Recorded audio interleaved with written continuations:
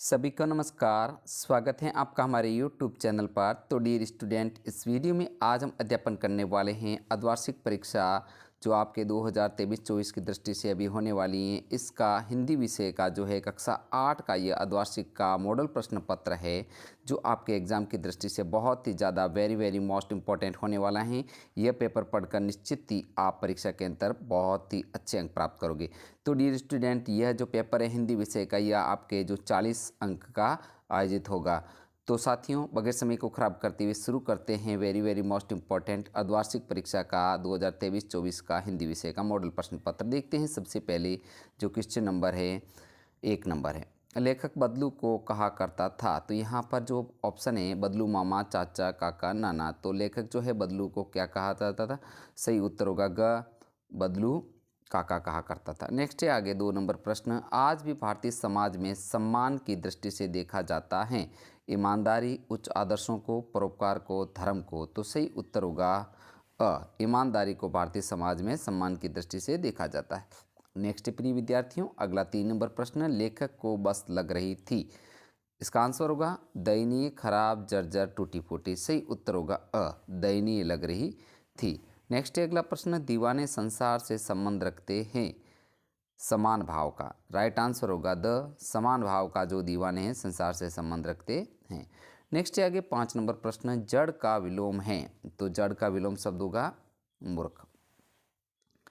Next है आगे, वारिद, पयोदी, जलद, पर्यायवाची हैं। ये सभी जो पर्यायवाची हैं बादल के पर्यायवाची हैं। नेक्स्ट है अगला 7 नंबर प्रश्न, एकाएक बस रुक जाने का क्या कारण था? तो उत्तर है एकाएक बस रुक जाने का कारण जो है पेट्रोल की टंकी में छेद होना था। नेक्स्ट है अगला प्रश्न, बचपन में लेखक अपने मामा के गांव चाव से क्यों जाता था और बदलू को बदलू मामा न कहकर बदलू काका क्यों कहता था? तो इस प्रश्न का आंसर आपको लिखना है कि बचपन में लेखक गर्मियों की छुट्टियों में अपने मामा के गांव चाव से इसलिए जाता था, एक और जहां जाकर मन लग जाता था, वहीं दूसरी ओर उसी गांव में रहने वाले बदलू मनिहार से लाख की बनी रंग बिरंगी मनमोहक गोलियां मिल जाती थी जो उसे बहुत प्रिय थी। बदलू लेखक को आदर सत्कार के साथ स्वादिष्ट आम तथा दूध मलाई खिलाता था, साथ ही 1-2 गोलियां बनाकर देता था। लेखक बदलू को बदलू मामा न कहकर बदलू काका इसलिए कहता था क्योंकि गांव के सारे बच्चे उसे बदलू काका कहकर ही पुकारते थे।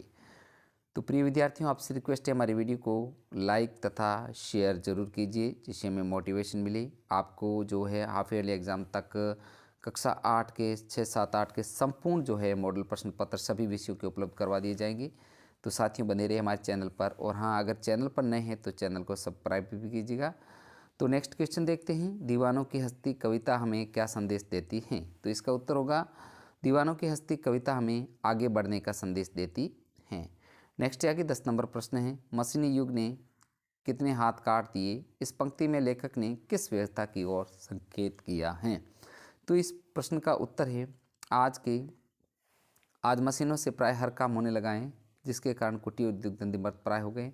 गांव और शहरी वासी जिन कुटीर उद्योग धंधों के संचालन के माध्यम से अपनी आजीविका चलाते थे, वह सभी उद्योग धंधे अब मशीनों से संचालित होने लगे हैं। इसका परिणाम यह हुआ कि कुटीर उद्योग धंधों का संचालन करने वाले हाथ बेकार हो गए, काम धंधे बंद हो गए जाने के कारण उनके सामने रोजी रोटी के लाले पड़ गए, वे सशक्त होकर असक्त बन गए, अर्थात बेकार की वस्तु बनकर लेखक ने इसी व्यवस्था की ओर संकेत किया है। तो इस प्रकार ये है प्रश्न है, मशीनी युग ने कितने हाथ काट दिए। तो बहुत ही अच्छा क्वेश्चन है और निश्चित ही आपको अच्छे से ये क्लियर करना है। अब अगला प्रश्न है, कवि ने पक्षी और बादल को भगवान के डाकी क्यों बताएं? स्पष्ट कीजिए। तो ये भी प्रश्न इंपॉर्टेंट है, बहुत ही अच्छा है। देखते हैं, कवि ने पक्षी और बादल को भगवान के डाके इसलिए बताया है क्योंकि यह दोनों मनुष्य द्वारा बनाई गई सीमा रेखा को पार कर एक देश से दूसरे देश में जाते हैं। पक्षी अपने पंखों द्वारा फूलों की सुगंध दूर दूर के देशों तक फैलाते हैं और बादल एक देश के पानी से बनकर दूसरे देश में जाकर बसते हैं। इसलिए ये मानव भगवान की ओर से संसार में भाईचारा, प्रेम, सद्भाव और एकता का संदेश देते हैं।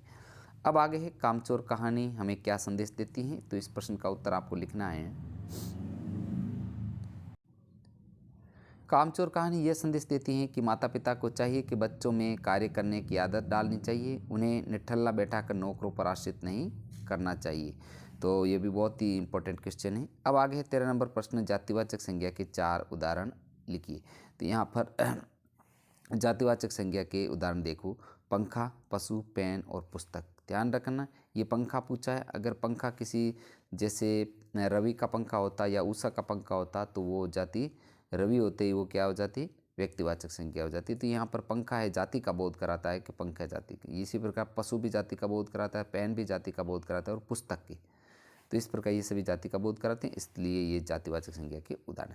नेक्स्ट अगला प्रश्न 14 नंबर, विशेषण किसे कहते हैं, इसके कितने भेद हैं। तो इसका आंसर हम देखते हैं।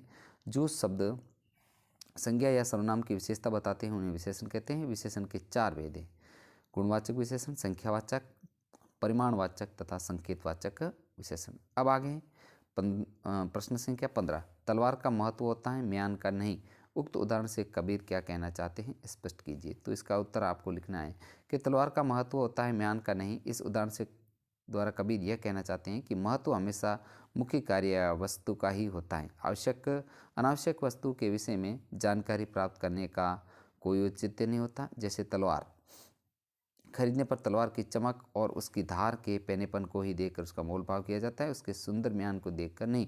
ठीक वैसे साधु संतों के ज्ञान को महत्व देना चाहिए, उसकी जाति के बारे में नहीं पूछना चाहिए।